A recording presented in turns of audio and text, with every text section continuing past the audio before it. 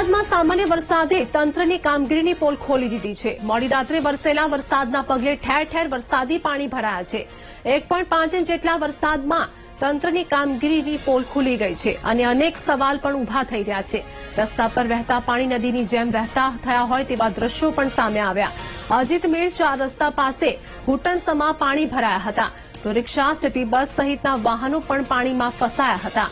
નોકરી ધંધે જતા વાહન ચાલકો પણ હેરાન પરેશાન થયા છે।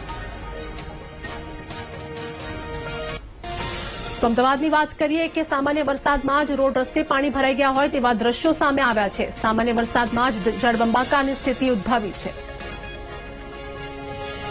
બહુ તકલીફ પડે છે। અહીંયા જ્યાં ત્યાં ગમે ત્યાં પાણી ભરેલું હોય। વરસાદમાં તો બહુ તકલીફ પડે અમદાવાદમાં। રિક્ષા બંધ પડી ગઈ હોય, ધક્કો મારીને લઈ જવું પડે છે। ત્યાં જઈને હવે બતાવવું પડશે। 100, 200 રૂપિયા તો ખર્ચો આવે।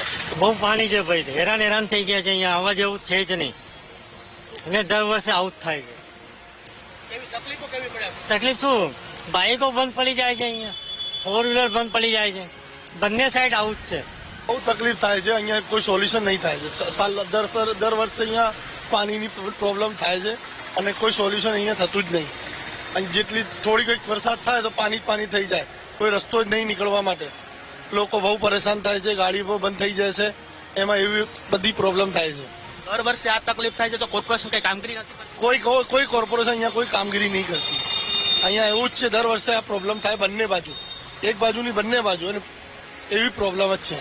मुझे कॉर्पोरेशन से ये कहना है कि ये जो पानी भरा हुआ है सामने दिख रहा है यहाँ पे, ये हर साल का ही हाल है और 400-500 घर पीछे हैं जिनको आने में बहुत प्रॉब्लम होती है।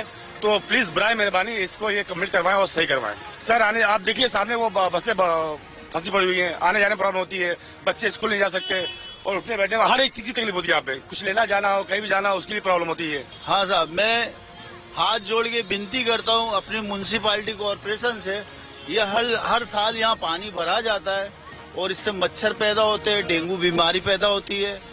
और गए साल यहाँ पर एक बुजुर्ग इंसान की पानी में वहां से बीमार थे तो वहां से गाड़ियां नहीं आ रही थी, तो वो जो लारी होती है उसके ऊपर बिठा के उनको लेकर के आए और बेचारे हॉस्पिटल जाते जाते मर गए। और यहाँ पर अंदर बच्चों का स्कूल है और अभी थोड़ी सी आज बारिश हुई है और उसमें ये हाल है आप लोगों के सामने। और अगर ज्यादा बारिश हो जाती है तो वो 4 रस्ते तक पानी भर जाता है, यहाँ तक के BRT बस भी डूब जाती है। यहाँ पर इतना पानी आता है तो कम से कम यहाँ भी इंसान रहते हैं।